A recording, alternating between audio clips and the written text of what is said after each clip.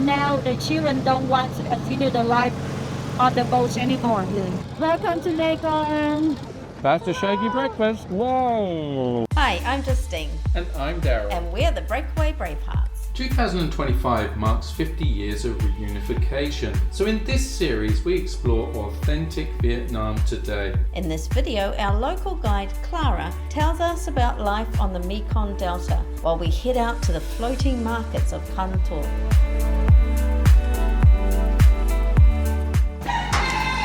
Up with the roosters this morning. So the town is just waking up. So you might get a sleepy kind of feel from us at the moment.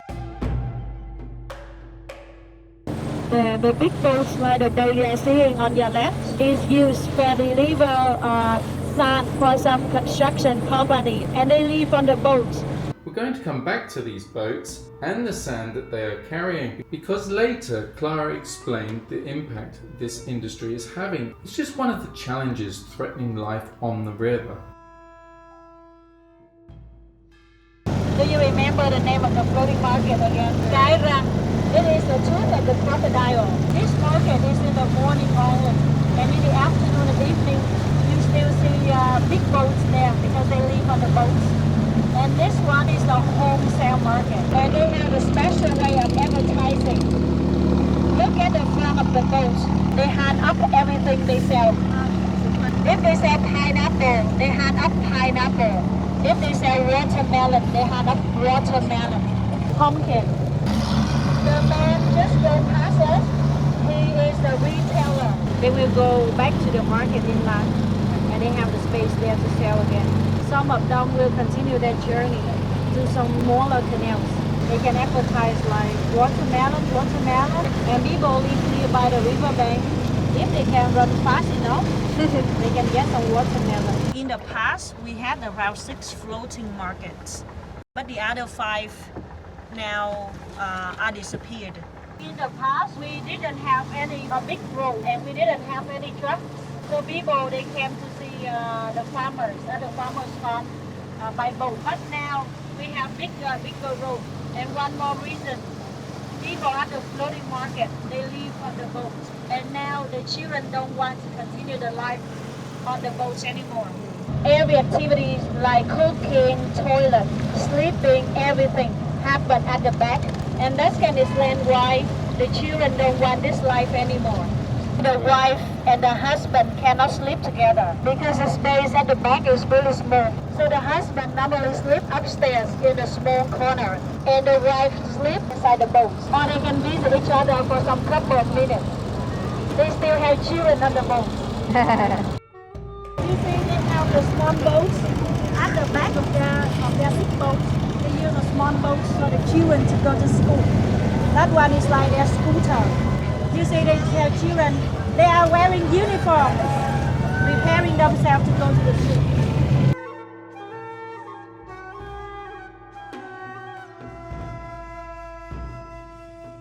So it's just all the tourist boats getting into position, right? Do they get bothered by the tourists? You know, they get used to with the life being observed by a lot of people. They can offer for tourists to see their boats, and they earn a little bit extra. But their main job is still selling fruits and vegetables. And there seems to be as many women as men. Sometimes you see some ladies paddle. Yes. Yeah, but it is both. Both men and women are working here. Some of the boats, they stay next to each other. They can be friends or family members. They are not only from my city, they come from different provinces and cities around here. I will tell you the trick to know which boats offer you the better price. If the front of the boat now in water, it means the boat is really healthy. And it means they have a lot of new products inside, and their products can live longer. So the price will be a bit higher. If the front of the boat up in water, it means they don't have a lot inside. They just have some leftover, and you cannot leave the products longer. So they will offer you a cheaper price. That's a good trick. You get my idea? Yeah.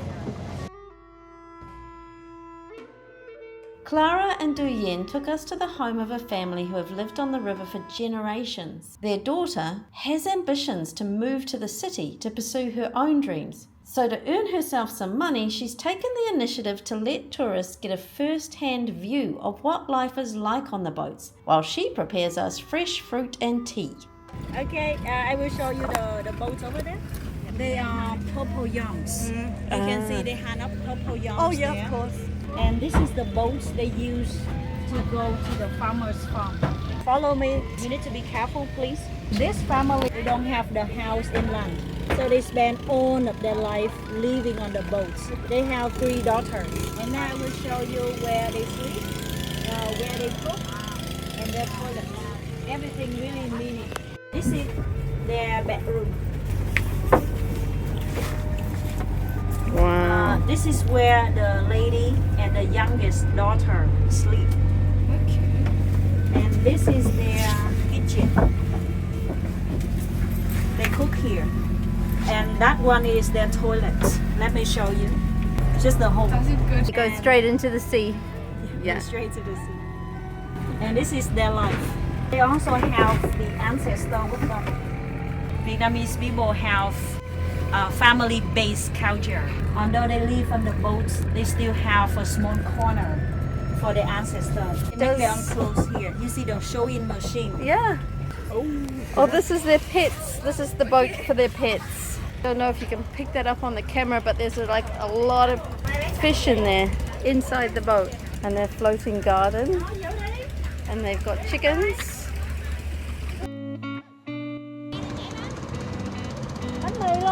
I will offer you coffee from the best coffee man at the floating market. Hi, cafe. Hi, cà phê đen. No, yeah. Nóng is No. We are well versed in Vietnamese coffees now. In fact, we've made a whole video about it just for you because they do them particularly uniquely in this country. So check out the link above. It is great coffee and it's a much needed coffee, but served in a plastic cup, which is really unfortunate again. And the banh mi lady is next to you as well. She has 2 types of banh mi, pork one and egg one. So my pork banh mi has egg and coriander and cucumber, and it's delicious. This is where they have noodle soup. See the Buns in, look at this. So the local name is shaking noodle soup. So I've opted for the shaking noodle soup for breakfast this morning. I'm just managing to get coffee all down my face. Half my bad me is in my lap. I get a table? Yeah. So here we go.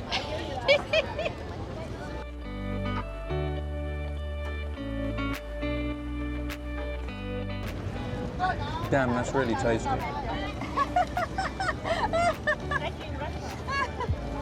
That's a shaky breakfast. Whoa!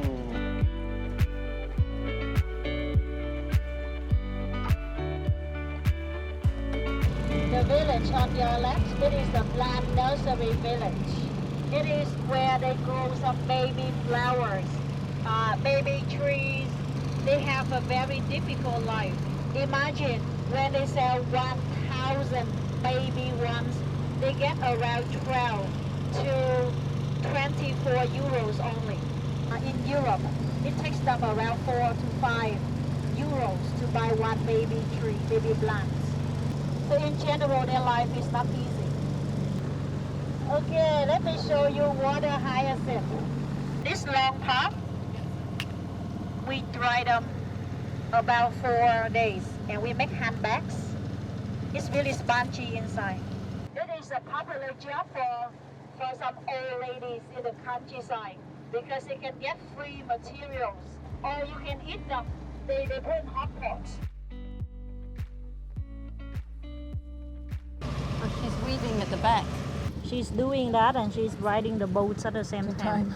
Dearly beloved, we are gathered here today. Happy wedding anniversary! She's using water coconuts. During her time when she was a kid, she didn't have any toys to play with. They played with some kinds of plants to make the toys by themselves. Countryside life. What age do they start learning to drive the boats? Around 15 or 16 because they stop learning, they stop studying.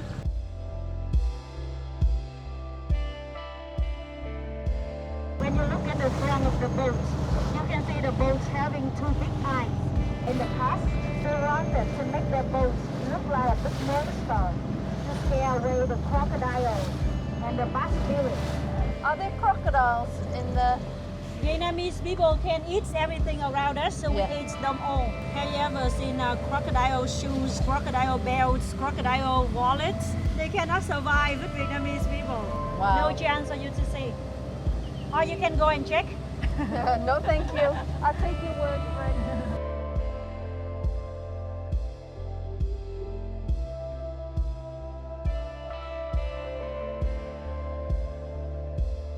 Over there in front of you, that one is the floating petrol station. There's a lot of rubbish dotted around, isn't there? Yeah. In the countryside like this, the roads are really small. Normally the trash truck never come here and they have no trash collection. So local people, they solve the trash problems by themselves. If they have a garden at the back, they can burn the trash there.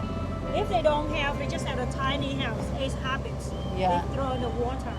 And they have no ideas that the fish in the river will eat the microplastic and they will eat the fish.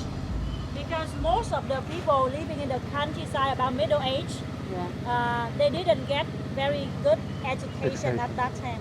During just after the war time. Like having enough food was what they need, what they needed at that time. When I was a little kid, 20 years ago, I used to learn how to swim in the river. No plastic. It has changed a lot. Yes.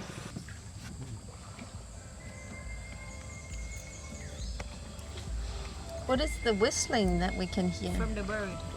What's the name of these hats again? Nón lá. Nón means lá. hats and lá means leaves. It looks like the shape of the moon. How many routes do you think? How many from here to from the smallest one to the biggest one? 14, 15, 16. In Vietnam, we use lunar calendar. The moon will be round on the 15th of each month, but it will be fully round on the day after the 16th. This is fully round like the full moon. We think that when the girl turns into her 16 years old, it is the most beautiful age of her life. And in the past, a lot of girls got married when she was 16, like my great-grandmother. So when you wear the hats, you will be beautiful like 16-year-old girl. I was born in the countryside and I used to be on the boats like that. When I was a kid, when you go around like this, you see a lot of small fish. But now, you don't see anymore. Does that worry you? Of course, you know, because you see now we have less fish and we have more trash. And now you see the roots over there. They are mangrove apples. Our government encourages local people to grow them along the river bank to protect the river bank from big waves, from erosion. One of the reasons is that now they harvest a lot of sand from the river bed and make the bed becomes deeper and deeper every year. So like erosion sometimes happens. That's why they need to build a dam. But some family, they cannot afford to build big dams. Some roads in the countryside, sometimes you see it's erosion, or some houses. Just like after one night disappear. They harvest too much sand from the riverbed. That house is literally falling into the water, right? Is the government helping to stop the erosion? They have the rule to limit the amount of the sand. But this is the rule. They follow the rule or not, it depends on them. It's hard to control as well. So are you optimistic for the future? Yes, of course. Yeah. Because I think now when my generation grow up, they have more knowledge. And I hope they can help to change the environmental problems here. And like some of them also study abroad. They go to different areas and they get some more new knowledge. Yes.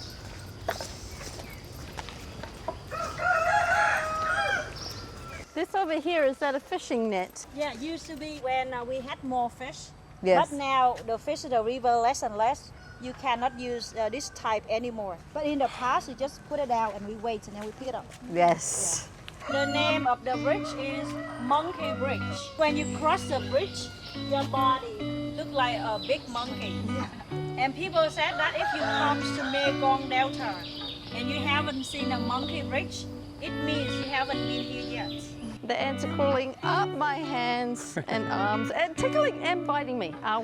Okay, it's actually quite fun. Rooster fighting games are the popular games for New Year. Sometimes during New Year, you see a man holding a rooster running around the neighborhood. That's because he is chasing by the police. It's illegal.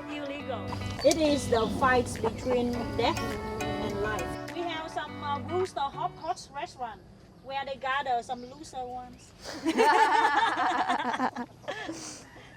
So you would have heard Clara mention hot pots a few times now.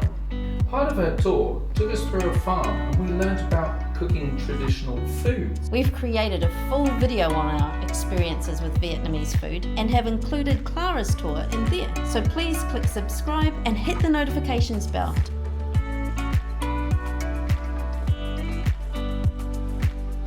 Thank you. Come on. Tourism is becoming important for Can Tho. Yeah, really important. That's why although the floating market is on the way to be smaller, but they try to keep that for the economy here. Most of you come here because of the floating markets. It's hard to keep the market big forever. We always want to have the modern life. How can we force them to have difficult life? Yes. I mean, people at the floating market. Yes. But I think people can develop the other parks that make my city attract tourists as well. So now they make they build some ecology, and we always want to show you the friendliness of people here. We want you to remember about our people, how kind we are, how friendly we are, how hospitable we are. We have to agree, we have found the Vietnamese to be very generous in their hospitality and kindness. So what are your thoughts? Can tourism help this community or will it lead to further loss of their lifestyle? We'd love to hear what you think in the comments below. And of course, don't forget to join us as we eat our way through the country's culinary specialities.